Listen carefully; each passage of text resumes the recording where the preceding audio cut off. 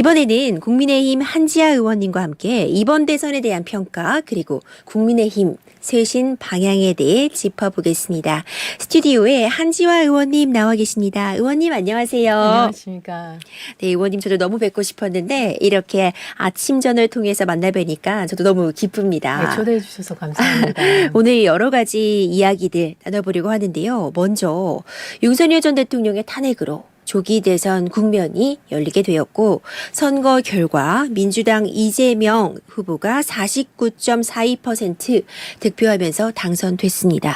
국민의힘 김문수 후보의 득표율은 41.15%였는데 한지아 의원님께서는 이번 대선 결과 어떻게 보셨는지도 궁금합니다. 이재명 대통령께서 어제 사용한 단어긴 하지만 우리 국민들께서 참 위대하다는 생각을 했습니다. 우리가 결과를 보면 국민들께서 이재명 대통령에게 메시지를 그리고 국민의힘에게 메시지를 보내주신 거라고 생각을 합니다. 우리가 현재 정치가 굉장히 양극화되어 있지 않습니까? 지금 표 차이를 보면 8%가 넘습니다. 양극화되어 있는데도 불구하고 표 차이가 굉장히 큽니다. 결국에는 국민의힘이 안타깝게도 참패를 한 건데 이 참패에 대한 국민의 메시지는 헌법 수호의 의지를 확고하게 그리고 확실하게 보여줬다고 생각을 합니다. 또 이런 헌법 수호 자유민주주의에 대한 도전은 용납하지 않겠다. 정당 민주주의에 대한 무너지는 것은 좌시하지 않겠다는 메시지가 있었던 것 같고요. 반면에 그 득표율을 보면은 이재명 대통령이 50%를 넘지 못했습니다. 그리고 김문수 후보는 40%가 넘었죠. 그래서 굉장히 놀라운 사람들도 많습니다. 근데 그 40%는 김문수 후보를 보고 준 표라고 생각하지 않습니다. 이재명 대통령에게 지금 사법부, 입법부, 행정부를 모두 다 어떻게 보면 장악하는 그런 상황에서 경고, 국민이 보고 있다라는 메시지가 아닐까라는 생각이 들어서 이 득표율의 결과를 보면 말씀드렸듯이 헌법 수호의 확고한 국민들의 의지 그리고 또 이재명 대통령에게 우리는 보고 있다. 잘 좀 해달라, 통합과 협치를 해달라는 그런 메시지라고 저는 생각을 했습니다. 이재명 대통령 당선인의 득표율과 이제 김문수 후보 득표율 따져보면 이제 8%가 넘는 득표율 차가 났다. 이렇게 의원님께서도 짚어주셨는데 그런데 그냥 결과에서 단순하게 수치로만 보면은요. 이준석 후보는 8.4%. 를 득표했습니다. 김문수 후보 41.15%, 이준석 후보 8.34% 합산하면 49.49%가 돼가지고 아주 좀 미세한 차이긴 하지만 이재명 당선인의 득표율보다는 높아요. 맞습니다. 그래서 이것이 다 가정적이고 수치를 합산한 것에 불과하지만 만약 단일화가 됐으면 국민의힘 승리했을 수도 있다. 이런 일각의 평가에 대해서는 한지아 의원님은 어떻게 보고 계세요? 저는 좀 동의하기 어렵습니다. 왜냐면은 지지율의 단순 합산이 안 되기 때문입니다. 우리가 아마 김문수 후보와 이준석 후보가 이제 단일화했을 때 가정을 했을 때 여론조사를 대선 중간에 이제 어떤 언론사가 어디서 했었죠. 그때 단일화를 김문수 후보로 했을 때 이준석 후보의 표 전부가 김문수 후보로 온다고 안 되어 있었습니다. 52%만이 김문수 후보로 온다라고 얘기를 했습니다. 그렇기 때문에 이 지지율은 단순 합산이 되지 않습니다. 근데 두 번째 이유도 있습니다. 단일화가 됐으면은 아마 김문수 후보로 됐을 텐데 이번 조기 대선이 왜 일어났습니까? 결국에는 불법 계엄에 대한 심판이었습니다. 김문수 후보는 불법 계엄을 자행한 윤석열 전 대통령에게 절연을 못했죠. 선거키를 못했습니다. 그런 부분에 있어서도 국민께서 단호하게 심판을 하지 않았을까라는 생각이 들고 그렇기 때문에 굉장히 안타깝습니다. 물론 김문수 후보 좋은 분이시고 좋은 훌륭한 후보였겠지만 그런 이번 대선에 있어서는 과연 맞는 후보였는지에 대한 그런 생각도 들게 됩니다. 그렇기 때문에 단일화 됐어도 승리를 했을까라는 거에는 저는 동의하기가 조금 어렵습니다. 네. 한지아 의원님께서도 지금 방금 언급해 주셨는데 그러니까 대선 패배 요인을 분석하는 것도 국민의힘 내부적으로 이제 앞으로 나아가야 할 방향 그리고 내년에 또 선거가 있잖아요. 이런 부분들 때문에 굉장히 중요할 것 같은데 윤석열 전 대통령과의 관계를 완전히 끊어내지 못한 것도 이번 대선에서 좀 큰 격차를 가진 그런 성적표를 받은 그런 요인 중에 하나다라는 평가도 그렇죠. 있습니다. 사실 현재도 국민의힘 내부에 사실 이런 표현, 그러니까 뭐 친윤이다, 뭐 반윤이다, 친한이다, 이게 사실 어떤 딱 뭐 명찰 받은 건 아니잖아요. 맞습니다. 하지만 이 암암리에 내부적으로도 그리고 국민들이 보기에도 친윤계 의원이다라는 분들이 여전히 많이 믿고 선대위원회에서도 중요 직책을 맡았다, 이런 부분은 다들 좀 알려진 사실로 보여지는데 이런 세력이 이번 선거에 패인으로 지목하고 있는 이런 평가에 대해서는 의원님은 어떻게 보고 계세요? 뭐 국민의힘 이번 대선에서 패배에는 여러 가지 원인이 있을 겁니다. 하지만 구태 세력 때문에 그러니까 그 참패의 원인 그 자체가 저는 구태 세력이라고 생각을 합니다. 그러니까 구태 세력은 지금 현재 퇴행적인 행태를 어떻게 보면은 전략으로 보장을 했거든요. 근데 우리가 5월 3일 날 후보가 선출이 되고 나서 지금 한 6월 3일까지 한 4, 5주 그리고 사전투표까지 한 3주 남았었거든요. 근데 그 첫 번째로 후보가 5월 3일 날 선출된 다음에 우리가 일주일 동안 무엇을 했냐면요. 단일화 얘기만 했습니다. 네. 한덕수 총리와의 단일화였습니다. 그러고 나서 그 일주일이 끝난 시점에는 새벽에 후보 교체를 새벽에 했죠. 어떻게 보면 정당 민주주의가 무너지는 모습을 보였습니다. 민주당은 선거 운동을 하는 동안 우린 이런 모습을 보였습니다. 그리고 두 번째 주에는 무엇을 했냐 하면은요. 이 전략, 퇴행적인 이런 행태가 전략으로 포장됐으면 두 번째에는 윤석열 대통령의 탈당에 대해서 일주일 내내 얘기가 됐습니다. 그때도 얘기를 했습니다. 우리는 탈당이 아니라 출당을 해야 된다. 왜냐하면 출당은 이번 불법 계엄에 대한 책임 있는 당의 모습을 보이는 거다. 그런 조치다라는 걸 강조했는데 그걸 못했죠. 그래서 그러면서 말씀하신 대로 그런 구태 세력들이 그대로 선대위에 선거를 진두지휘했습니다. 솔직히 이번 대선에서 선거에서 국민들께 표를 부탁드리는 게 어떻게 보면 조금 부끄러웠습니다. 이래갖고 우리가 어떻게 선거를 이길까라는 걱정을 했었죠. 그래서 그런 그 참패의 원인은 구태 세력이 갖고 가야 되는 부분이라고 책임져야 되는 부분이라고 저는 생각합니다. 지금 말씀하신 이 선거 패배 요인 관련해서 어제 국민의힘 선대위 해단식에서 권성동 원내대표와 조경태 의원이 뼈가 있어 보이는, 뼈 있는 말을 서로 주고받았는데 우선 이 내용 함께 들어보고 오시죠. 다름을 인정하지 않는, 그러면서 민주주의를 이야기하는 것은 대단히 잘못되었다고 생각합니다. 제가 이 총장에서 발언하면은 여기에 자기들과 생각이 다르다는 이유로 발언을 멈추게 하는 그런 반민주적인 모습들이 저는 보수의 분열의 행태로 나타났다, 그런 생각입니다. 민주당이 하는 것을 배워야 됩니다. 이재명 후보가 도덕적으로 인격적으로 얼마나 결함이 많습니까? 법적 리스크가 얼마나 많습니까? 그럼에도 불구하고 후보로 선정하고 후보의 당선을 위해서 자금 하나 없이 뛰는 모습을 우리가 타산지석으로 삼아야 될 것이다, 이렇게 생각을 하고 있습니다. 권성동 원내대표는 민주당에서 배워야 한다. 원팀으로 이재명을 돕지 않았냐. 이런 이야기를 하면서 한동훈 대표가 좀 초반 유세에 적극적으로 참여하지 않은 점을 지적한 것처럼 들리기도 합니다. 선거 책임을 좀 미루는 모양새다라는 평가도 나오는데 이미 당권 경쟁 서막이 시작된 것이냐. 이런 이야기도 나오거든요. 의원님 어떻게 들으셨어요? 선대위 하회단식에서 권성동 원내대표께서 이제 뭐 공동체 회복의 얘기도 했었고 우리가 적과 싸워야지 뭐 내부 총질을 하지 말자라는 얘기를 했죠. 그런데 아까 말씀드렸듯이 정당 민주주의가 무너지는 그 현장에 책임이 있는 원내대표가 그대로 사직하지 않고 지금 책임을 있는 정치를 보여주지 않는 모습 자체가 우리 당의 개혁과 혁신의 적입니다. 그래서 책임 있는 모습을 보여야 되고요. 뭐 초반 유세에 참여를 안 해서 지금 참패의 원인으로 지목하는 것은 그 어떠한 당원들도 어떠한 국민들도 보기에는 그 크게 작용했을 거라고 생각을 안 하실 거라고 저는 생각을 합니다. 그렇군요. 사실 여러 가지 이야기들 나오고 있지만 한지호 의원님께서 이제 다시 혁신과 쇄신의 시간이다. 이렇게 이야기하기도 하셨어요.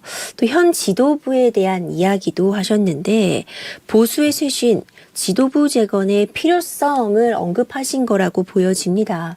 어떤 입장 갖고 계신 건지 의원님 생각을 좀 더 우리 아침저널 식구들에게 좀 풀어주시죠. 사실 이렇게 전국구 선거에서 우리가 이렇게 패배를 할 경우에는 보통 그 다음 날이나 그 당일에 결과가 나왔을 때 지도부 총사퇴가 우리 정치계에선 관례죠. 그러면 그 과오가 있건 없건 보통 지도부 총사퇴를 합니다. 근데 지금 과오가 있지 않습니까? 정당 민주주의 단일화 과정에서 훼손시킨 거는 분명한 책임이 있고 아까 말씀드렸듯이 여러 가지 일들이 있었습니다. 그런데 어제 지도부가 어땠습니까? 침묵을 했습니다. 그리고 심지어 오늘 들려주신 내용처럼 그 책임을 전가하고 있습니다. 이거는 지금 우리가 여당일 때요. 우리 역할을 못했습니다. 대통령에게 직언을 못했고 야당과 협치를 못했습니다. 저는 정말 우리가 야당일 때는 잘하고 싶습니다. 그리고 잘하기 위해서는 우리가 개혁과 혁신을 해야 됩니다. 개혁과 혁신의 첫 단계는 책임을 지는 모습이고 원내대표, 지도부, 사퇴로 당연히 최소한의 책임으로 시작을 해야 되고 원내대표가 물러나고 그리고 새로운 원내대표 체제에서 전당대회를 치르고 우리가 대대적인 개혁과 혁신을 하지 않으면은 제 생각에는 우리 당의 존폐가 걸려있지 않나라는 생각을 하게 됩니다. 네, 많은 분들이 지금 유튜브와 문자 보내주고 계신데 한지아 의원님 응원하는 댓글들 많이 보입니다. 패배를 깔끔히 인정하고 쇄신과 지도부 총사퇴를 바라는 국민의힘 의원 올고주시다. 또 이런 칭찬 댓글들도 있거든요. 네, 고맙습니다. 네, 말씀 조금 더 나눠보려고 하는데 지도부 국민의힘 사퇴하지 않았습니다. 네. 선거 이후로 이제 어제 공식적으로 취임도 있었고 계속해서 진행이 되고 있는데 김문수 후보도요 41.1% 그러니까 패배는 했지만 40%가 넘는 득표를 얻으면서 당권에 도전할 기반을 얻은 거 아니냐 또 도전할 거다 이런 전망도 나와요. 의원님 이 부분은 좀 어떻게 보고 계세요? 우선 현재 40% 넘는다는 거에 대한 오해를 하면 안 됩니다. 아까 말씀드렸듯이 40% 넘는 이 득표율은 안타깝게도 김문수 후보와 국민의힘이 좋아서 뽑은 표들이 아닐 겁니다. 이거는 이재명 대통령에게 주는 어떻게 보면 국민의 경고입니다. 그 경고에 대해서 우리가 숙연하게 우리는 국민의힘이 어떤 것들을 패배의 원인으로 갖고 가야 되는지 반성을 해야 되는 거고요. 지금 김문수 후보께서 당대표 도전을 하는 거는 그건 자유롭습니다. 그건 당연히 할 수 있는 부분이고요. 근데 지금 당권을 논할 때인가라는 생각이 듭니다. 아까 말씀드렸듯이 이런 겁니다. 우리나라가 양당 체제 아닙니까? 양당 체제에서는 진보도 건강해야 되지만 보수도 건강해야 됩니다. 이건 우리 민주주의 체계에서는 너무나도 중요합니다. 양 날개가 건강하지 않으면은 어렵습니다. 그리고 지금 이재명 대통령의 정권이 입법부, 사법부, 그리고 행정부까지 장악하지 않았습니까? 그러면 우리가 야당의 역할을 굉장히 건강하고 제대로 해야 되는데 그러기 위해서는 아까 말씀드렸듯이 거의 창당 수준의 개혁과 혁신이 최소한의 조건으로 들어가야 됩니다. 그리고 거기에는 첫 발을 디디는 데는 원내대표의 사퇴, 책임 있는 모습, 그리고 지도부의 사퇴. 왜냐면 지금 비대위원들은 그때 당시 단일화 당시에 새벽 후보 교체에 승인을 한 분들이거든요. 그렇기 때문에 그 책임이 있습니다. 그래서 그런 부분들이 그분들이 싫어서가 아니라 국민들께 드리는 우리의 사과와 책임 있는 모습이라고 생각을 합니다. 이 한동훈 국민의힘 전 대표에 대한 이야기 좀 나눠보겠습니다. 한동훈 국민의힘 전 대표도요. 기득권 정치인들만의 위안, 이 지긋지긋한 구태 정치를 완전히 허물고 국민이 먼저인 정치를 바로 세울 마지막 기회다 이렇게 강조했습니다. 한동훈계 의원들의 목소리도 좀 궁금하기도 하고요. 현재 국민의힘 내부에서 도대체 어떤 움직임이 일어나고 있는지 국민들 궁금하실 것 같아요. 지금 움직임이 어제 하나도 없었죠. 그게 그래서 가장 큰 궁금하실 것 움직임이었고요. 같습니다. 하나도 없었던 게 어떻게 보면은 그 침묵이 행보인데요. 침묵이 어떻게 보면 자리 지킴으로만 오인될 수가 있을 것 같고요. 이런 이제 기득권 정치인들만을 위한 지긋지긋한 구태를 없애야 된다라고 이제 한동훈 전 대표가 얘기를 했는데 이런 거를 당권 경쟁의 시작이지 않나라고 얘기를 합니다. 근데 보세요. 내년 우리가 지금 당대표가 되면은 내년 지선을 치러야 그렇죠. 됩니다. 지금 지형에서는 내년 지선은 대단히 어렵습니다. 그러면 그 또한 큰 책임으로 다가오는데 그 당권이 지금 중요하겠습니까? 지금은 아까 말씀드렸듯이 건강한 야당, 다시 신뢰를 국민에게 받는 게 우선입니다. 그러기 위해서는 구태 정치를 청산해야 되고 책임 있는 모습을 보여야 되고 원내대표에 대한 사퇴, 지도부에 대한 사퇴는 어떤 계파의 의견이 아닙니다. 이거는 지역 선거운동을 하면서 지역을 가보면은 굉장히 많은 사람들이 얘기를 하고 있는 겁니다. 그래서 이런 부분에 대해서 아마 당 내에서도 한 계파가 아니라 그걸 초월한 의견들이라고 생각을 하고 그거에 좀 초점을 맞춰서 가야 되지 않을까라는 생각을 합니다. 지금으로서는. 유튜브를 통해서 접속해주신 리하님이 정말 이지아 의원님 올꾸주시다. 오늘 내용 너무 좋다. 이런 말씀 남겨주셨습니다. 통합 앱을 통해서 접속해주신 정명화 보살님도요. 지금 국민의힘 의원님 제대로 된 보수 같아서 기분 좋은 아침입니다. 이렇게 말씀 주셨어요. 한지아 의원님 응원하는 그런 댓글들 많네요. 3271님 문자로 메시지 주셨는데 맞는 말씀입니다. 국민의힘이 좋아서 투표한 거 아닙니다. 이재명 대통령에게 전하는 강력한 경고장으로 투표했습니다. 이런 의견들까지 전해주고 계십니다. 한지아 의원님과 이야기 나누고 있는데 현 지도부 체제 개편하는 방안 조금 더 짚어보려고 합니다. 현재 국민의힘 이끄는 김용태 비상대책위원장의 임기가 오는 30일까지입니다. 얼마 남지 않았어요. 맞습니다. 권성동 원내대표의 임기는 연말까지입니다. 네. 6개월 남짓 남아있는데 권 원내대표가 패배의 책임을 지고 물러난 이후에 전당대회로 다시 당대표를 뽑는다거나 아니면 비대위 체제를 쭉 유지할 가능성 모두 거론이 되고 있는데 어떤 체제로 가야 된다고 의원님 보고 계세요? 다시 말씀드리면은 현재 창당 수준의 혁신과 개혁이 국민의힘에게는 필요합니다. 그렇게 해야지만 우리가 건강한 야당의 역할을 할 수 있을 거고 건강한 야당의 역할을 되찾아야지만 국민의 신뢰를 얻고 내년 지선에 우리가 어느 정도 해볼 수가 있습니다.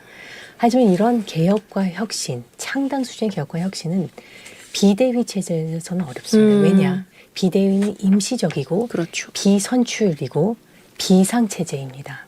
그러니까 지금 국민의힘이 필요한 건 비상운영이 아니거든요. 안정적인 정상운영.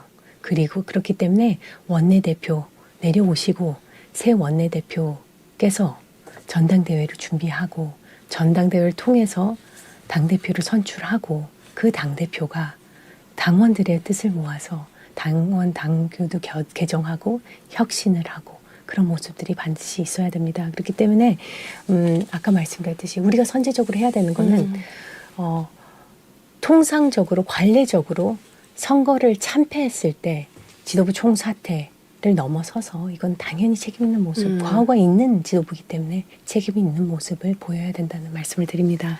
반면 또 친윤계 일각에서는 이 최근의 이 행보들이 이 친한계에서 당 쇄신보다는 또 역으로 당권 잔악에 초점 맞춰 있는 거 아니냐 이런 비판의 목소리도 나오는 상황입니다. 이 비판, 그러니까 내부적으로 국민의힘 내부적으로 서로 좀 비판을 하고 있는 상황으로 외부에서 보기엔 지금 비춰지고 있을 것 같은데 이 비판은 또 어떻게 받아들이고 계신가요? 우선 국민들께 죄송하다는 말씀을 드립니다. 우리가 이런 어떻게 보면은 불법 계엄을 자행한 대통령이 배출한 당으로서 어떤 반성하는 모습과 통합하는 모습을 보여드리지 못하고 지속적으로 어떤 당내 갈등의 모습만 보여드리는 것 같아서 굉장히 죄송하다는 말씀을 드리고요. 그런데 그렇습니다. 이런 상황에서 새벽 3, 4시에 당 후보를 교체하고 불법 계엄 대통령과 절연을 못하고 이럴 때 목소리를 안 내는 게 맞겠습니까?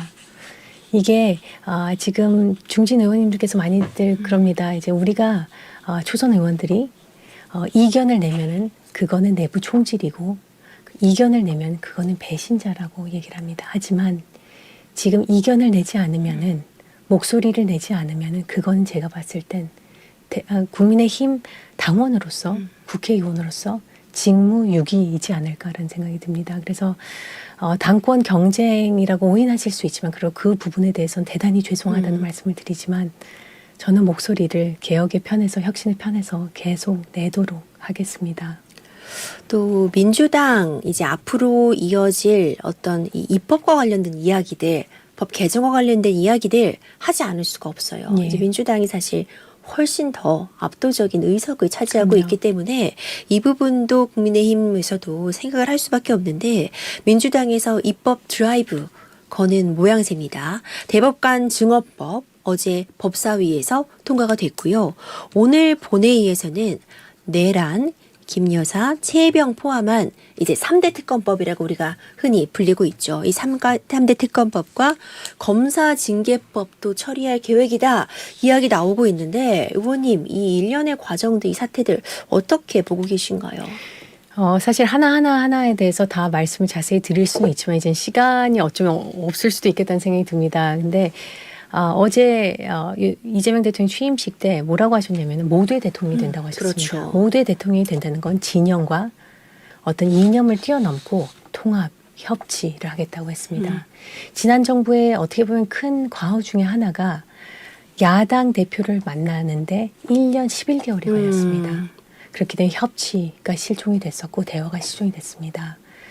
안타깝게도 모두의 대통령이 되려면은 이재명 대통령께서는 이렇게 대법관 증언법 이런 것들을 너무 빨리 국민들께서 오해하시지 않게 잘 진행을 해주셨으면 좋겠다는 말씀으로 저는 가름하겠습니다. 마지막 질문이 될 것 같은데 어제 이재명 대통령 첫 인선 발표 있었습니다. 국무총리 후보자에 김민석 민주당 수석 최고위원, 국정원장에는 이종석 전 통일부 장관 등을 지목했는데 인사에서 좀 눈에 띄신 그런 점 있을까요, 의원님? 지금 아마 우리가 보면은 이제 민주당 같은 경우에는 인수위 기간을 거치지 않았습니다. 이게 조기 대선이었기 때문에 우리 체제에서는 곧바로 다음 날부터 대통령이 되지 않습니까? 그렇기 때문에 지금으로서는 인선이 굉장히 가까운 사람들로 구성이 됐습니다. 네, 부탁드리고 싶은 거는 점점 조금 아까 말씀하셨듯이 모두의 대통령이 되려면 협치, 대화 그렇기 때문에 인사에 있어서도 좀 통합적으로 그리고 그 범위를 넓게 갖고 가시기를 좀 부탁드리게 됩니다.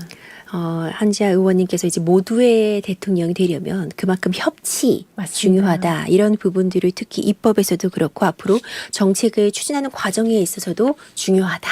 이렇게 말씀해 주신 것 같습니다. 지금까지 국민의힘 한지아 의원님과 함께했습니다. 한지아 의원님 좋은 말씀 정말 감사드립니다. 초대해 주셔서 감사합니다.